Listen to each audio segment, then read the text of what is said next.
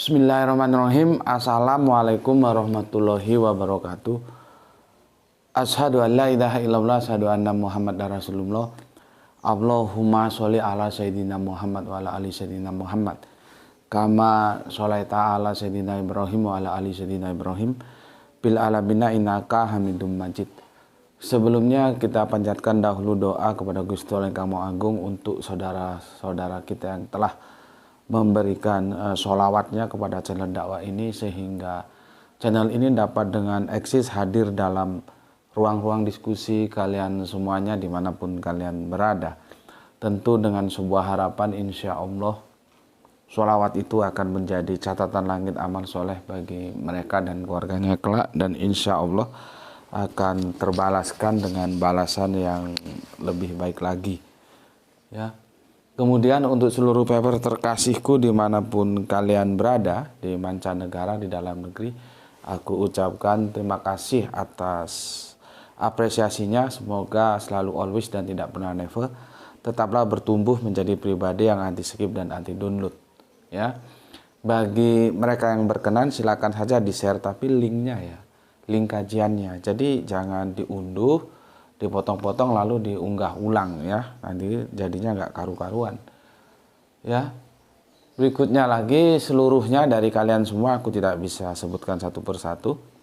Terima kasih atas doa-doa baiknya, dan semoga kebaikan doanya juga tercurahkan bagi yang mendoakan. Sebagai saudara sesama muslim kita saling mendoakan, ya. Mendoakan dalam mendoakan dalam kebaikan, dan insya Allah doa-doa kita bagian dari doa yang diijabai oleh Gusti Allah Agung. Amin amin ya rabbal alamin. Oke, sekarang kita melanjutkan kajian kita dengan tajuk diksi-diksi polemik, ya, siksa kubur, seri kedua. Maka sekarang seri yang ketiga, ya, kita lanjutkan, dan insya Allah ini tamat ini, ya. 3 tamat. Nanti kalau nggak tamat diralat. Ini pada subuh kita langsung tancap berpacu bersama mentari, ya. Nanti kalau mentarinya masuk, kalau sudah datang dia jadi backlightnya nggak bisa disiasati. Oke. Kemarin kita sudah jelaskan, ya, surat Al-Hajj, ya, yang nomor ayatnya 22, yang tekstualnya begini. Dan sungguh saat itu, ini sudah aku benahi, ya, di situ kiamah di terjemahan umum. Dan kita kan sudah tahu bahwa kiamah itu bukan saat, ya. Dan sungguh saat itu pasti datang, tidak ada keraguan padanya, dan sungguh Allah akan membangkitkan ya, membangkitkan siapapun yang di dalam kubur. Satu poin yang perlu kalian pahami di sini, kita tidak perlu sulit-sulit untuk menjelaskan kepada mereka yang mengatakan bahwa ada siksa kubur, karena tekstual lokusnya ini kemarin, ya, lokus deliktinya ini tekstual, ini kubur ini tekstual, ya. Di Arabiunnya ya kubur itu, ya, kubur ini tekstual dia. Sementara nanti aku kasih pembanding, ya, ini kubur yang seperti ini loh, ya. Sorry.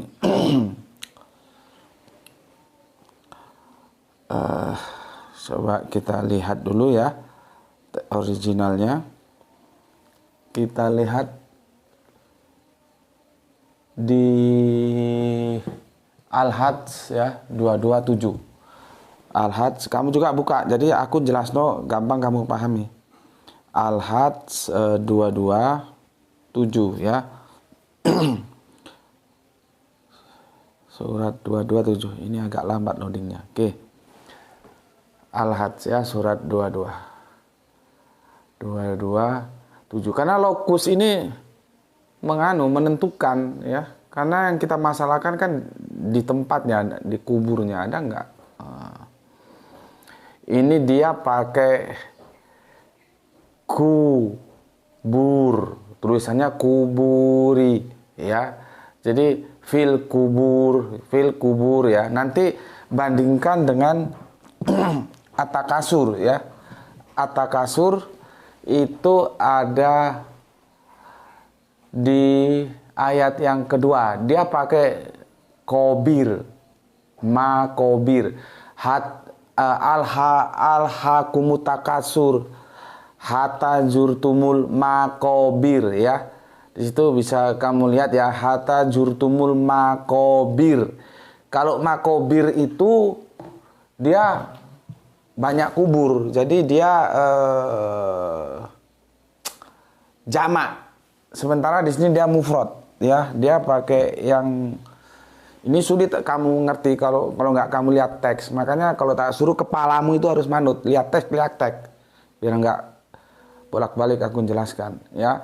Kalau di Al-Ahad 227 itu kubur yang dia mufrad ya. Sementara kalau yang di At-Takasur 102 ayatnya yang kedua ya. Aku tulis di sini di sinilah ya, 102 ayat yang kedua, dia makobir. Ini berarti kuburan.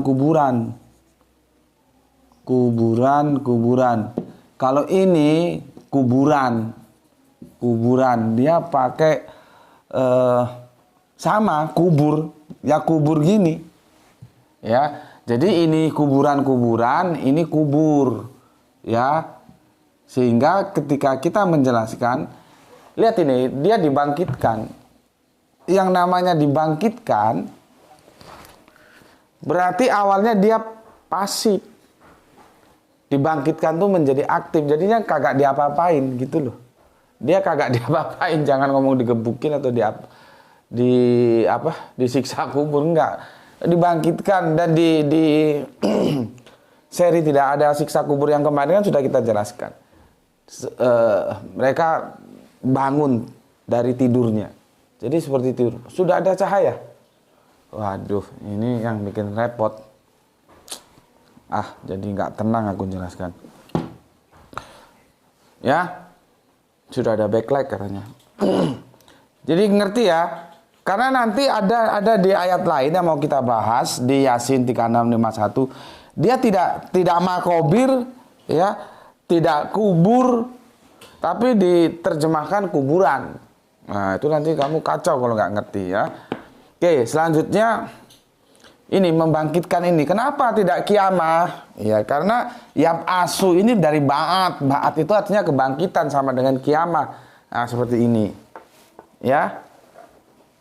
Udah jelas ya? Kalau ini sudah jelas, nanti aku akan ngajak kamu ke Yasin 3651 ini. Ya, lihat komparasinya 122 dia kobir. Kobir itu kuburan-kuburan. Kalau kubur, dia kuburan. Ya, itu aja bedanya. Sehingga di sini sudah jelas lokus deliktinya kuburan di bawah tanah, bukan di atas tanah. Atau nanti setelah kiamah, enggak ya. Justru ini dia dibangkitkan ya ketika di dalam kuburnya ini. Paham di sini ya. Jadi kalau kamu nanti ditanyain lokusnya mana? Ya jelas kuburan kok. Kuburan. Di sini mufrad. Kalau mau jamaknya di At-Takasur ya. Hatta jurtumul makobir. Nih. Ini kubur, ini kuburan-kuburan. Makanya teman-teman Kristen kan yang nggak ngerti itu ya karena semangatnya sih cuma mau menyalahkan saja, nggak mau mencari itu benarnya gimana sih gitu. Seharusnya kan semangat diskusi kita itu semangat saling menjelaskan, saling belajar, bukan saling menyalahkan. Ya, belajar untuk saling tahu. Nanti kalau ada yang salah baru kita diskusikan bersama. Artinya tanya dulu sebelum menyalahkan. Tapi mereka, makom Ibrahim di Mekah. Dia nggak tahu makom itu dikira kubur. Ya, dikira kubur makom itu. Atau nanti dengan bahasa lain itu mana tuh catatan Bapak tuh? Bentar. Waduh. Gimana ya? Ada yang hilang tadi, sudah disiapin. Ada itu di situ.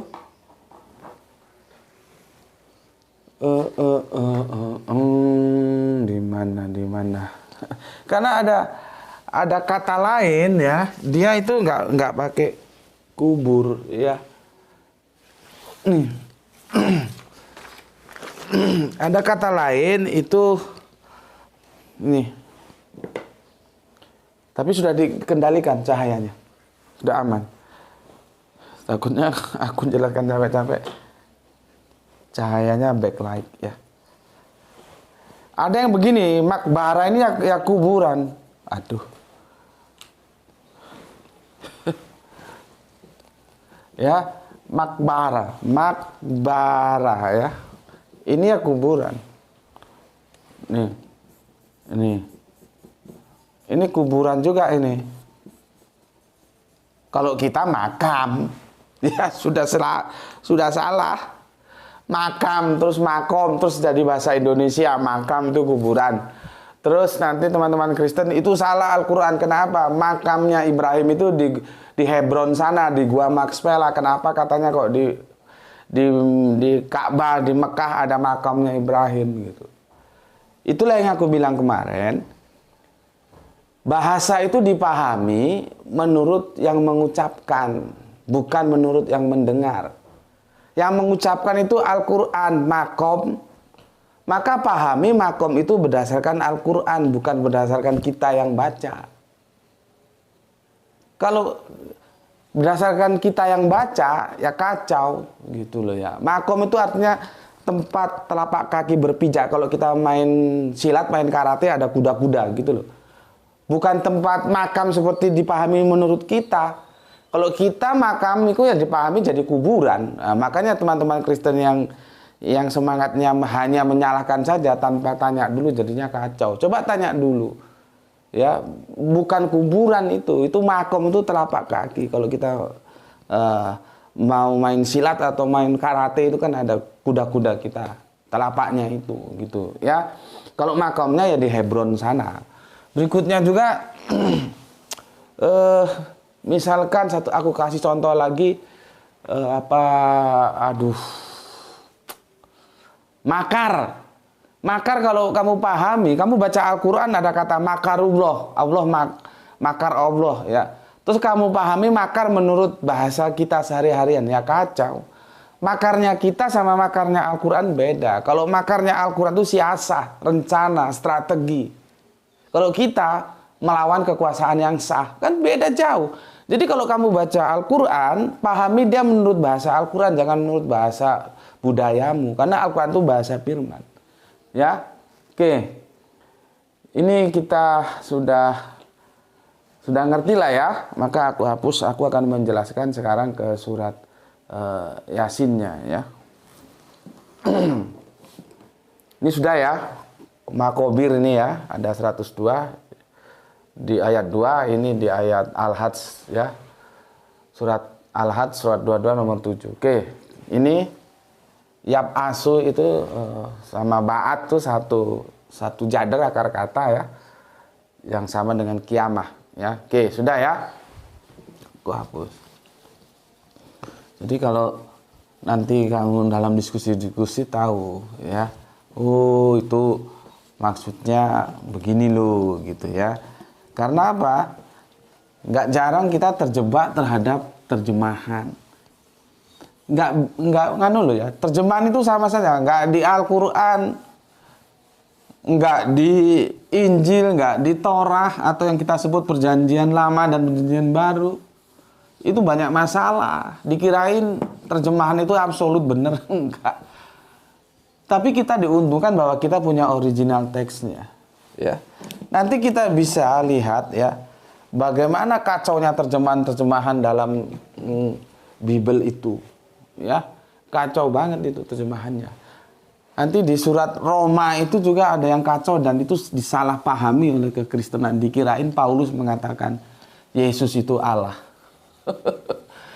Paulus itu Tuhannya satu monoteis kok, bukan tritunggal, jadi tunggal. Mana pernah dia mengatakan Yesus itu Allah? Mana Bibelnya Bapak? Bibelnya Bapak. Ini sekalian lewat aja ya, sekalian lewat aja supaya kalian mengerti ya.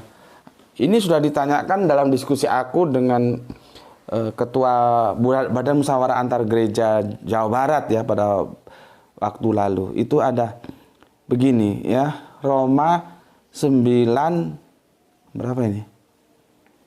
95. Mereka adalah keturunan bapak-bapak leluhur yang menurunkan Mesias dalam keadaannya sebagai manusia yang ada di atas segala sesuatu. Ia adalah Allah yang harus dipuji sampai selama-lamanya. Amin. Ia itu sama mereka yang pokoknya ya. Jadi pokoknya Yesus itu harus jadi Allah gitu ya, dipaksa. Ianya itu kan domir itu ya. Ianya itu katanya Yesus. Kapan Paulus ngaku Yesus Allah itu, mbok goblok itu jangan dipelihara.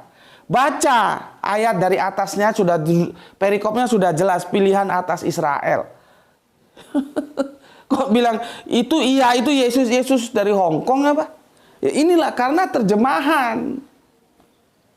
Terjemahan seperti ini sama dengan di Al-Qur'an juga. Kalau kita tidak hati-hati terjebak terjemahan. Cuman kita diuntungkan kita bisa mengkoreksi masuk ke original teksnya.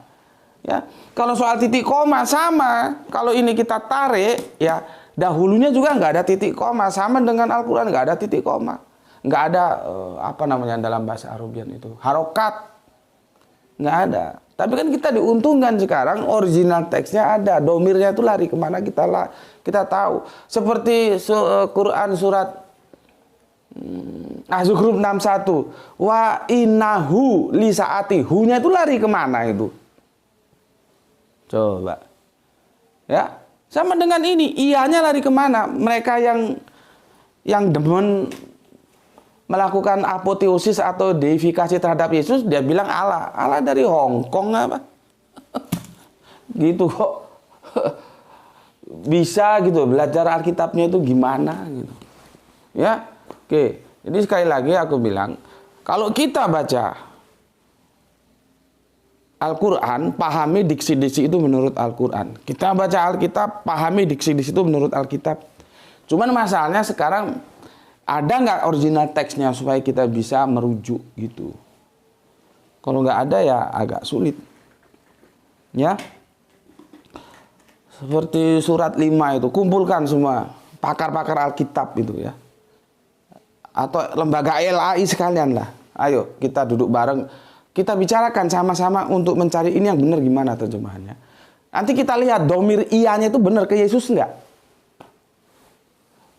Aku bukan kaleng-kaleng gitu ya. Sama dengan ini, kita harus selidiki ya supaya ngerti. Oke, sebelum masuk ke surat Yasin 3651, aku akan membacakan dahulu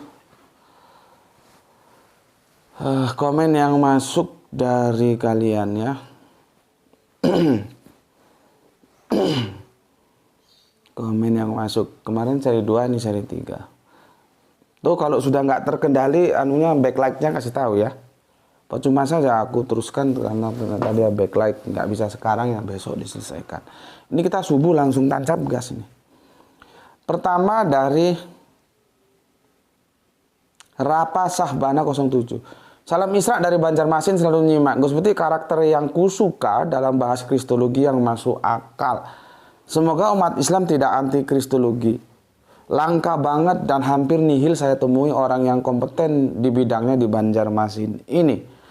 Rindu orang seperti Gus Beti di sini, saya bakalan tahan berjam-jam duduk mendengar kajiannya.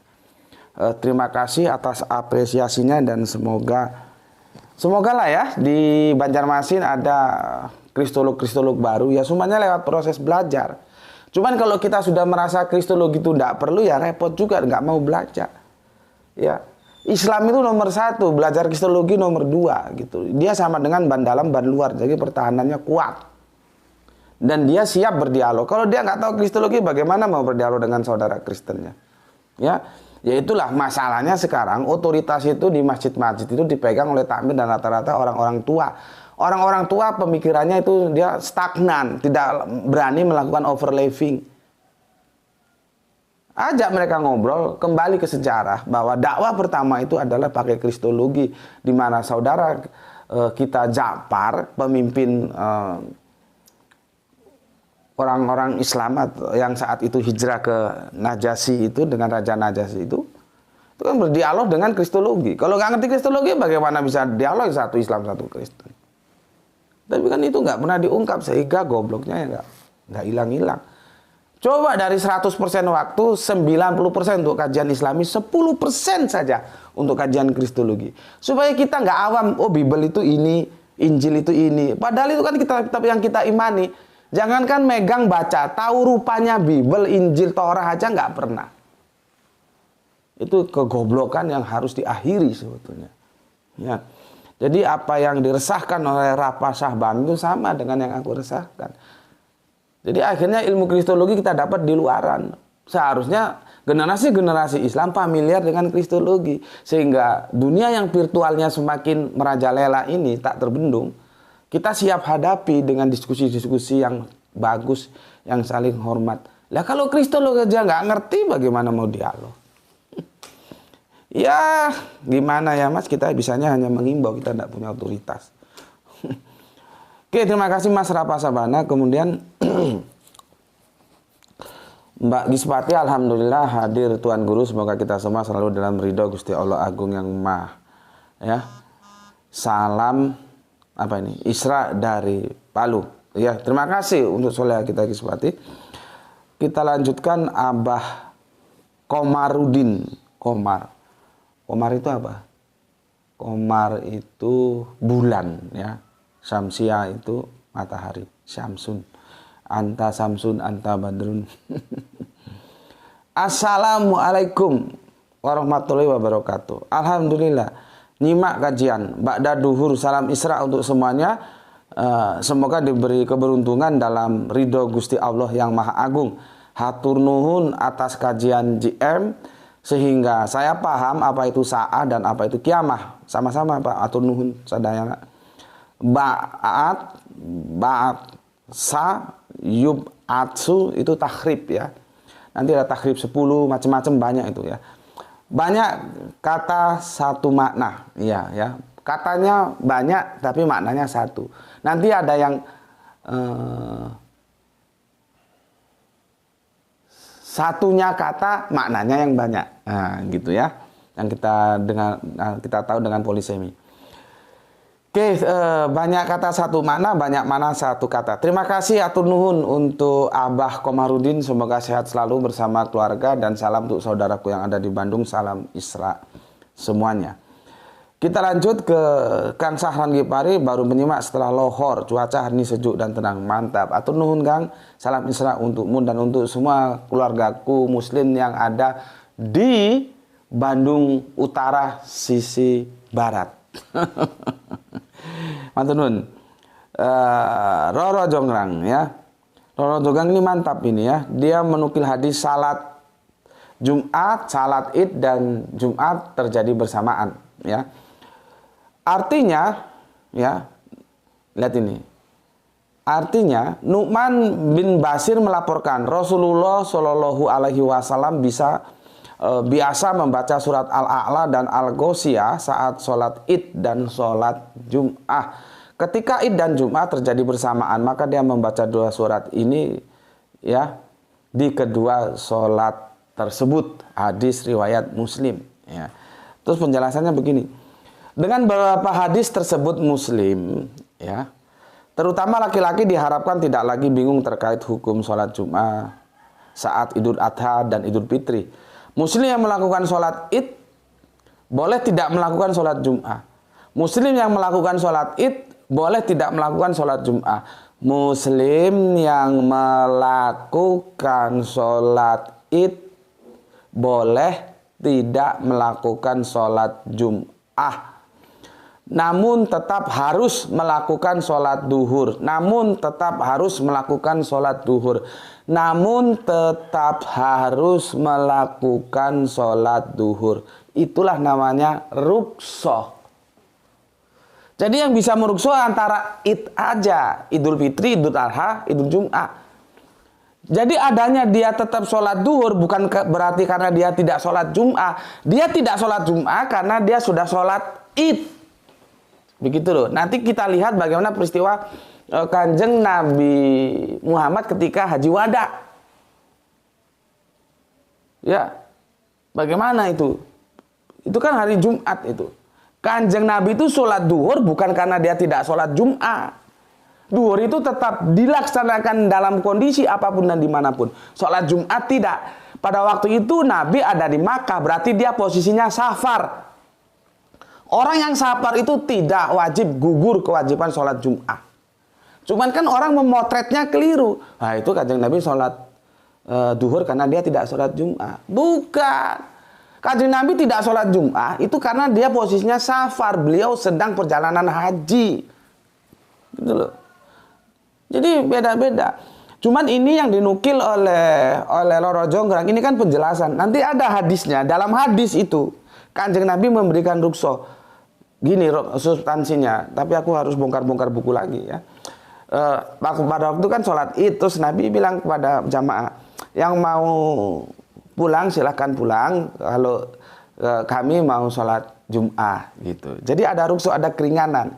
Jadi Kanjeng Nabi ya sholat id, aku lupa itu Idul Fitri atau Idul Adha, juga sholat Jum'ah. Tapi yang mau tidak sholat Jum'ah juga boleh, ada rukso. Kenapa boleh saling merukso? Karena sama-sama id, kelompoknya beda dengan sholat duhur.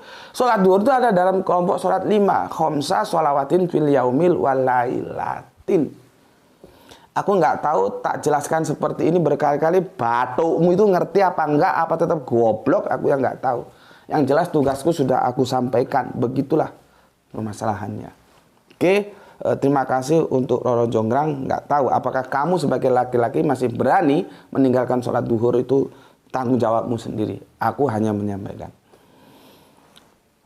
Sekarang kita lanjutkan Kang Abdul Muluk. Assalamualaikum dari Serdang, izin nyimak Gus. Semoga kajian ini menambah wawasan saya dalam berislam. Oke, matur nuwun. Terima kasih untuk saudaraku Deli Serdang ya. Kemudian jagoan kita Kang Abdul Qadir DJ dari Pamekasan ya, Surah Madura. Terima kasih ya. Dia menukil beberapa surat yang tidak mungkin aku baca satu persatu, dan ini masuk ke hal-hal yang teknis. Kemudian Roro Jonggrang, komentar pertama, betul Gus, sholat Idul Jum'ah tidak bisa merukso sholat duhur. Nah, ini yang cewek aja pinter kok. Cewek itu nggak ada urusannya sama sholat Jum'ah. Kamu yang laki ada urusannya, kamu goblok. Yang cewek aja ngerti kok. Masalahnya kita mau tunduk nggak terhadap Al-Quran dan Al-Hadis, gitu aja sekarang. Perasaan itu nggak bisa mencari kebenaran. Mungkin perasaanmu selama ini, saya kalau sudah Jumat nggak sholat duhur, perasaanmu tuh susah kamu lawan. Ya wis modar gue. Sama dengan aku diskusi sama misionaris yang aku pernah ceritakan, misionaris apa namanya Iran itu, dia bilang, iya Pak, benar Pak yang Bapak jelaskan, logika saya masuk Yesus itu bukan Allah, tapi perasaan saya ini bagaimana Pak ya? Ya wes, aku nggak bisa bilang apa-apa. Orang perasaan itu otoritas di dia kok. Dia sendiri yang harus membuang perasaan itu, karena kebenaran dicari oleh rasional, bukan dengan perasaan. Ya, sama dengan peristiwa ini. Nah, aku nggak bosan-bosan kasih tahu. Laksanakan Jumat itu di hari apapun. Itu perintah agama kita. Oke, lanjut untuk Kang Satria Bagus, Jaksel hadir Gus. Oke, terima kasih. Rini Demak hadir Gus. Oke, terima kasih. Kang Irfan Al Akbar, Kerinci Jambi masih menyimak diksi-diksi yang menjadi misteri. Mantap, terima kasih. Pak Ponidira Harjo, Assalamualaikum, waalaikumsalam Gus.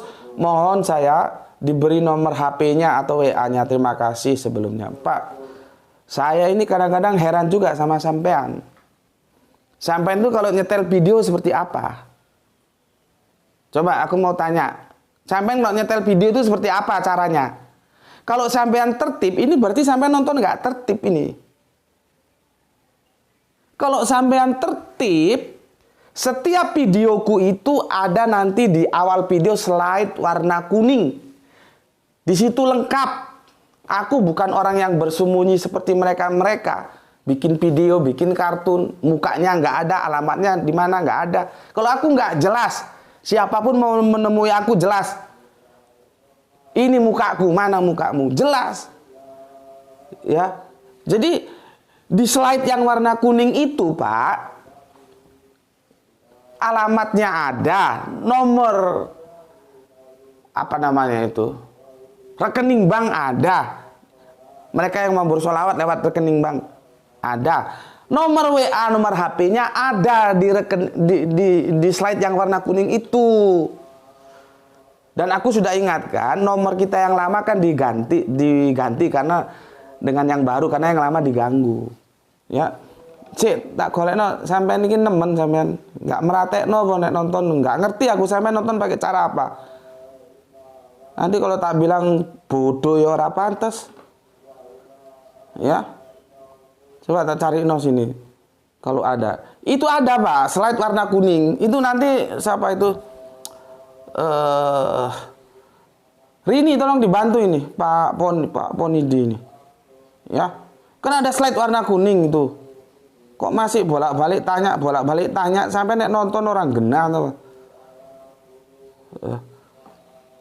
Jadi mana tuh handphonenya Bapak? Heran aku. Dari sini aku jadi curiga, nontonnya nggak jelas itu, main skip aja itu. Orang sudah dikasih tahu kalau nontonnya itu tertib berdasarkan aturan, itu lebih enak, belajarnya juga lebih ngerti, ya. Kan ada slide, kenapa slide itu sama gerai itu dibikin warna kuning supaya mudah dipahami. Nih, sampai lihat warnanya seperti ini.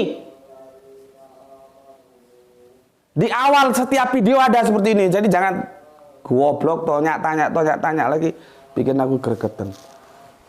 Jelas ini. Coba setel, kalau nggak ada bisa komplain aku.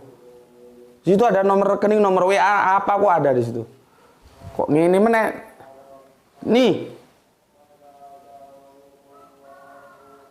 Nonton itu sing bener, ngaji belajar itu yang bener, jangan main-main.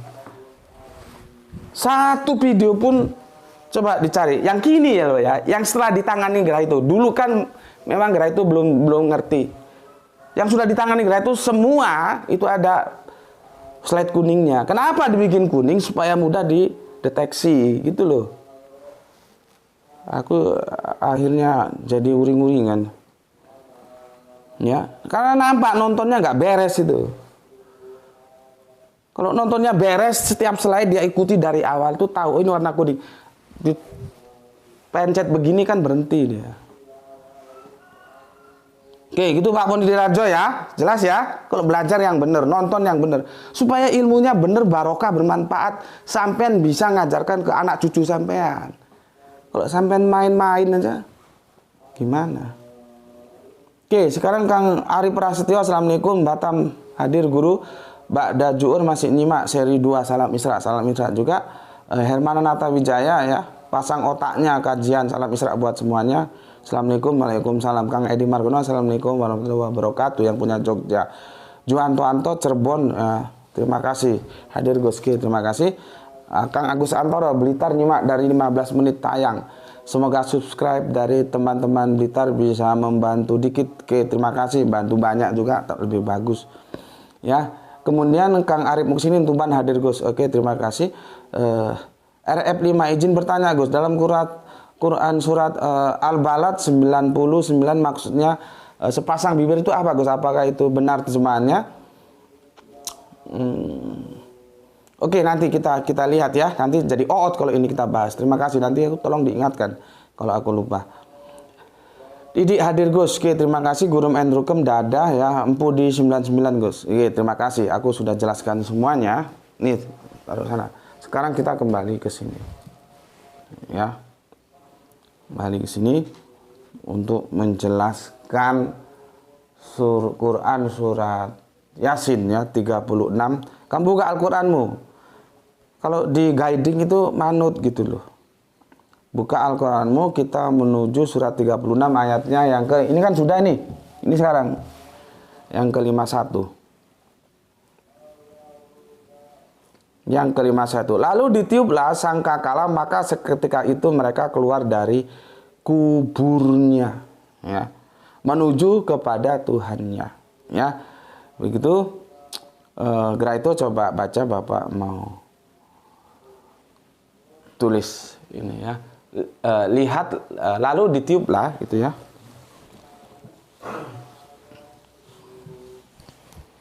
Oke. Lalu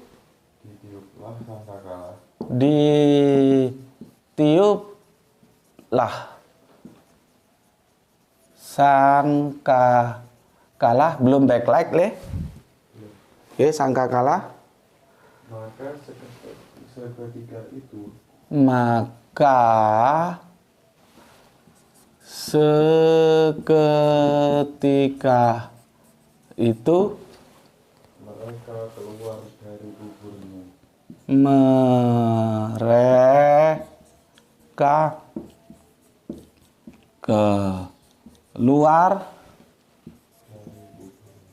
dari lihat ini, karena kita berbicara lokus ya, kuburnya,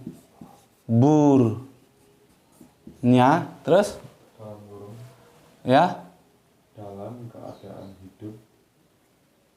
Ya sudahlah, nggak apa-apa, sebetulnya nggak perlu ini. Dalam keadaan hidup, dalam kurung, tutup kurung, menuju kepada Tuhannya. Menuju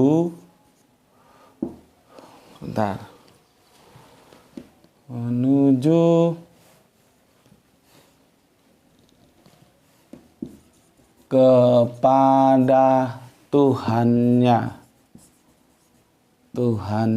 titik, sudah. Nah, mari. Tadi aku sudah jelaskan ya, kalau orang-orang di Arab sana bilang kubur itu makbara, ya, atau kubur ya biasa, ya, kubur itu. Jadi kita dapat kata kubur itu dari Arabian itu, ya. Tetapi di sini lihat, jadi kalau kamu misalkan, kita kan berbicara lokusnya, ini kata kubur dari mana? Kamu harus bisa jelaskan. Itu dari azdasi. Ya. Jadi wa nufika pisuri faizahum minal azdasi ila rabbihim yang silun. Lalu ditiuplah sangkakala, maka seketika itu mereka keluar dari kuburnya, dalam keadaan hidup, ya hiduplah, kan ini sudah dibangkitkan kan. Menuju kepada Tuhannya. Untuk apa ya? Perhitungan. Hisab. Ya, yang jadi masalah kubur ini. Di original teksnya nggak ada kubur, nggak ada makobir, nggak ada makbara, nggak ada. Yang ada itu adalah azdasi. Di sini nampak tuh. Gini loh, yang ada itu ini ya,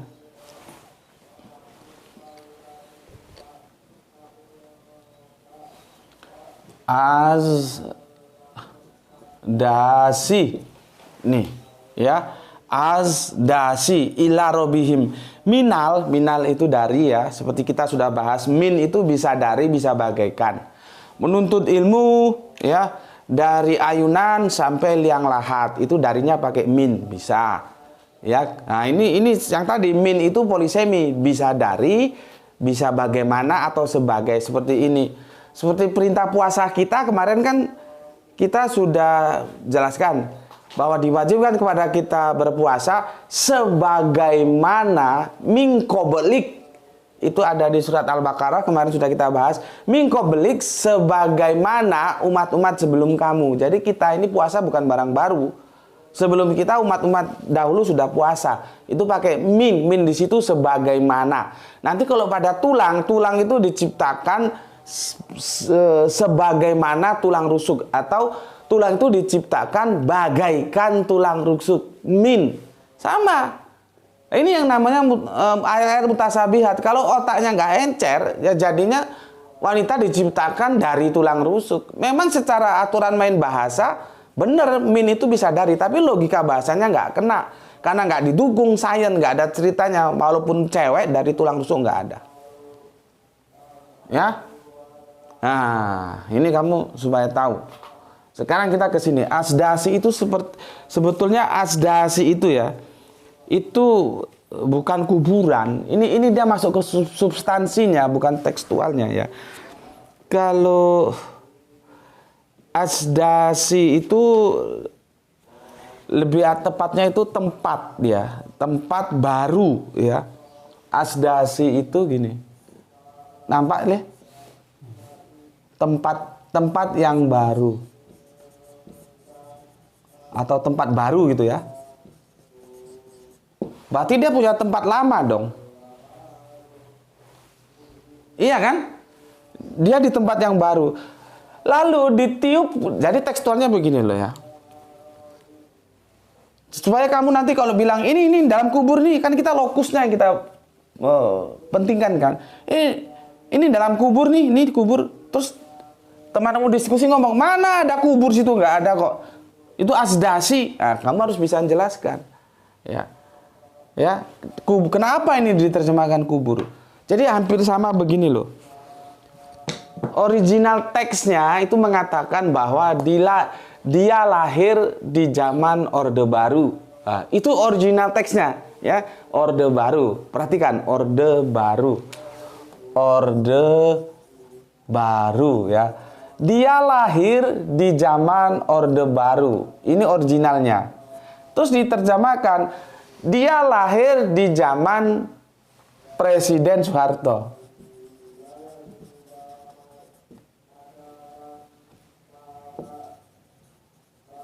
Ini substansinya kan sama, karena di zaman Orde Baru itu presidennya Pak Harto. Nanti di zaman Orde Lama presidennya Bung Karno. Karena ada Orde Baru, ada Orde Lama. Tapi secara tekstual terjemahannya salah. Ya, ini dia masuk ke substansi. Dia lahir di zaman Orde Baru, diterjemahkan orang, ya. Dia lahir di zaman Presiden Soeharto. Ya, substansinya sama, benar. Bahwa Orde Baru itu ya ketika presidennya Soeharto. Ada Orde Baru, ada Orde Lama. Orde Lama presidennya Soekarno. Kira-kira peristiwa ini seperti itulah, ya. Oke. Ini nggak dijelasno kok munting gue. Ini harus dijelaskan. Ya. Aku hapus dulu. Kita berpacu dengan waktu ini, karena semakin siang matahari semakin muncul backlight, dia pindah lagi kita ke Langgar. Seperti kemarin. Bangunnya kesiangan. Asdasi ini tempat baru. Jadi gini loh. Sebetulnya begini terjemahannya itu. Lalu ditiuplah sangkakala, maka seketika itu mereka keluar dari tempatnya yang baru. Gitu loh seharusnya. Jadi asdasi ini sebetulnya artinya tempat baru. Ya, tempat baru. Ya. Lalu ditiuplah sangkakala, maka seketika itu mereka keluar dari tempat asdasi, tempatnya yang baru, ya, dalam keadaan hidup kemana? Menuju kepada Tuhannya. Masalahnya kenapa terjemahan-terjemahan yang ada itu bukan tempat yang baru, dia langsung masuk ke substansinya, kubur ini loh. Di mana duduk permasalahannya? Lihat sini. Ya.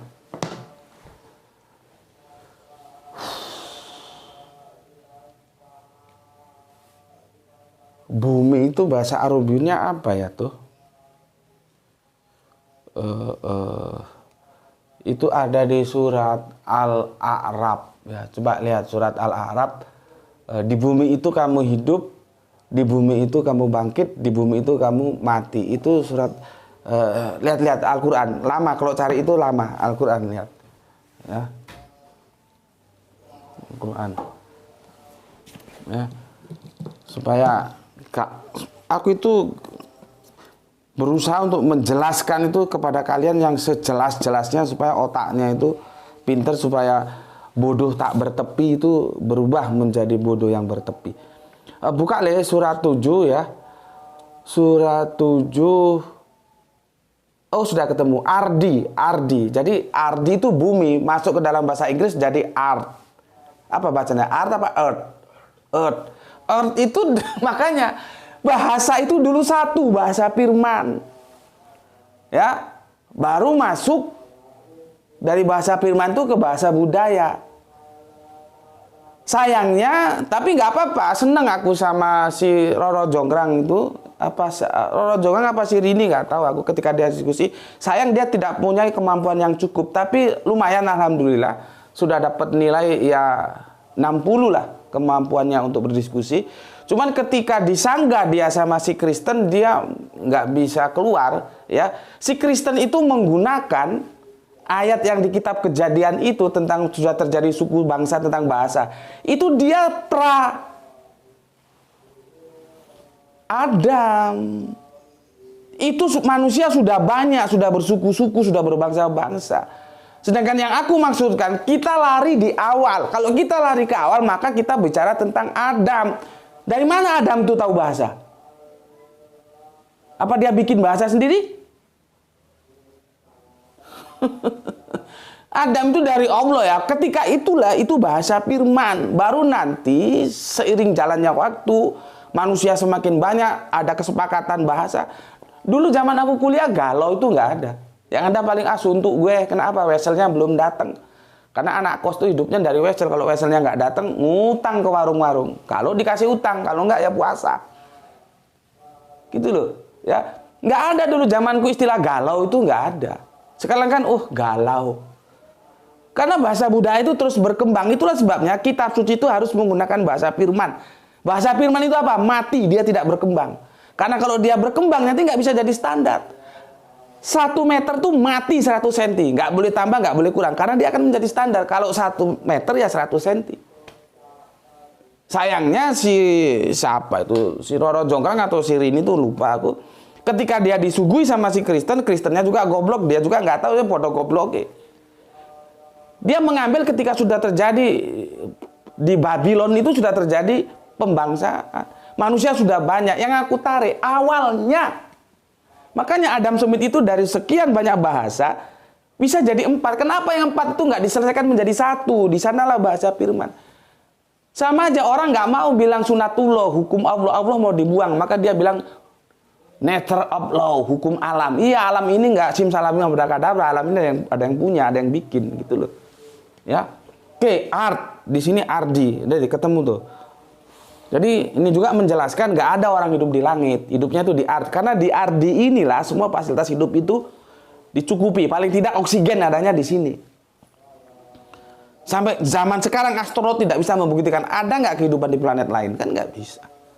Gitu kok masih percaya ada orang hidup di langit, nanti mau saat turun lagi ya goblok. Sudah jelas kalau Al-Quran bilang, Allah berfirman, turunlah kamu sekalian, sebagian kamu menjadi musuh bagi sebagian yang lain, dan kamu mempunyai tempat kediaman dan kesenangan ya di muka bumi, bukan di muka Mars, Pluto, komet, Merkurius, Venus, enggak, di muka bumi.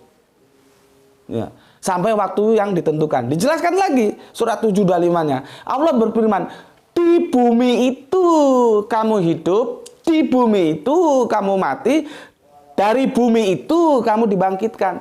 Hidup, mati, dan bangkit, peristiwa itu ada di bumi. Maka ketika kita stressing pointnya ke hidup, otakmu harus bicara, ada nggak hidup di luar bumi? Ora ono. Goblok. Ngerti kan saya gini? Ya. Sekarang ke sini. Azdasi, tempat baru. Maka seperti ada orde baru, ada orde lama. Ada tempat baru, maka harus ada tempat lama. Masuk sini deh. Ini tempat lama.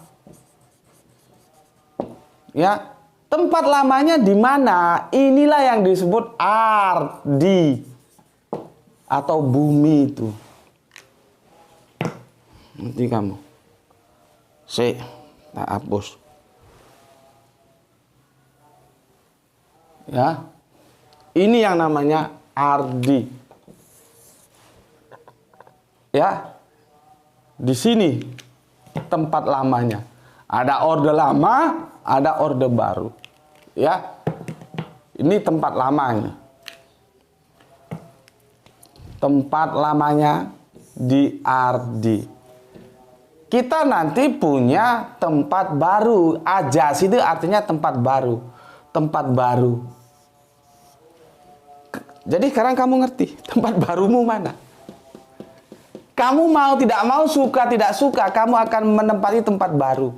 Itulah yang dimaksudkan nih. Kenapa dia diterjemahkan kubur? Padahal seharusnya tekstualnya tempat baru. Karena tempat baru itu kubur.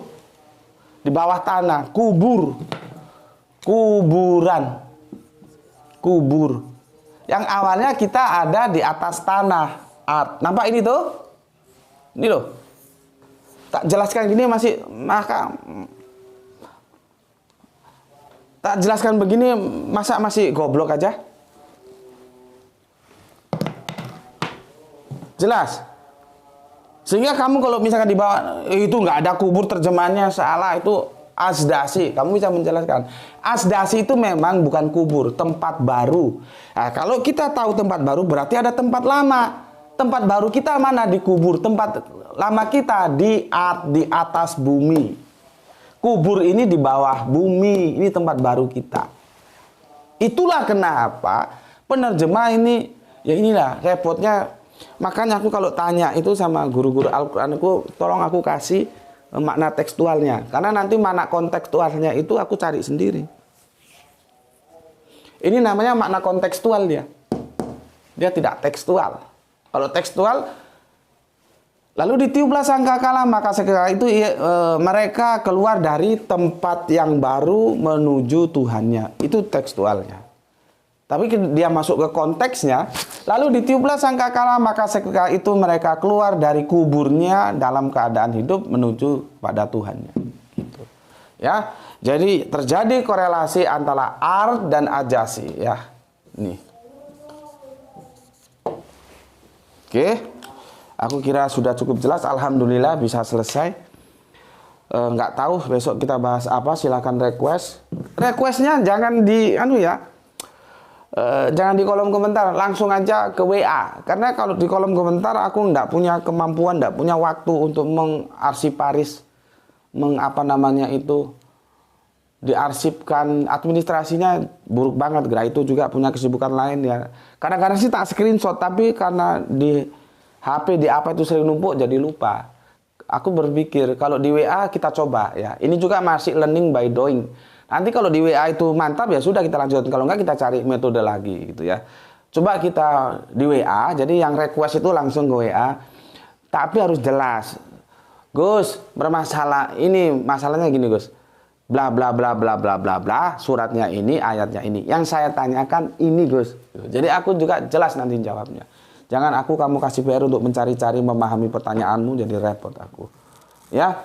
Oke, sampai di sini dulu ya.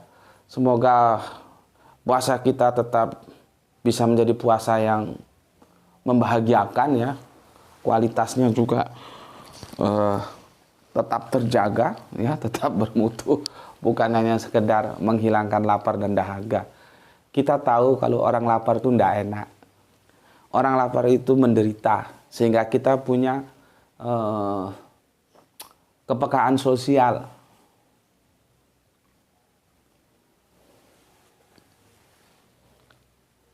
Sering-seringlah berbagi kepada yang tidak punya. Ya. Karena memang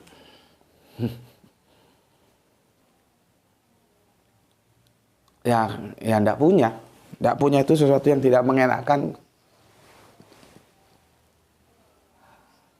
Nanti aku akan ceritakan kepada kamu bagaimana aku pernah kelaparan dan beli bakso ditolak sama yang jual bakso. Itu menjadi kenangan dalam hidupku bahwa ya orang lapar itu tidak enak. Maka kalian-kalian yang berkelebihan sering-seringlah melihat lingkungan di sekitarmu, karena tidak semua orang lapar itu dia berani meminta. Karena ada rasa malu, ada juga rasa kadang-kadang kalau saya pinjam duit untuk beli makan, ya kalau dia percaya, kalau enggak gimana gitu. Jadi memang agama kita itu indah banget. Kan di Al-Quran itu dijelaskan untuk memberikan kepada orang yang meminta maupun yang tidak meminta. Kita harus peka lingkungan di sekitar kita. Dan Islam itu indah banget kok. Kita diperintahkan memberi kalau kita berkelebihan. Kalau kita berkekurangan itu linear banget. Maka kita punya hak untuk mendapatkan bantuan dari yang berkelebihan, kan gitu. Jadi puasa ini membentuk kalau aku pakai bahasa kampus, karakter building, sebagai membentuk kepekaan sosial kita agar lebih peduli terhadap sesama. Siapa saja kita memberikan pertolongan terhadap yang Islam, terhadap yang kafir, sama saja, karena itu kan hubungannya humanisme. Ya, oke, sampai sini dulu. Semoga dapatkan keberuntungan yang banyak, rezeki yang barokah dan kesehatan yang prima. Ya, terimalah. Oke, aku lupa. Jaga Allah, jaga Kanjeng Nabi, jaga Al-Quran, jaga sholatmu, jaga Islam dalam bingkai keindahan imanmu. Tetapi tetap memberi hormat kepada saudara-saudara kita yang memilih jalan lain. Ya, mereka tetap saudara kita.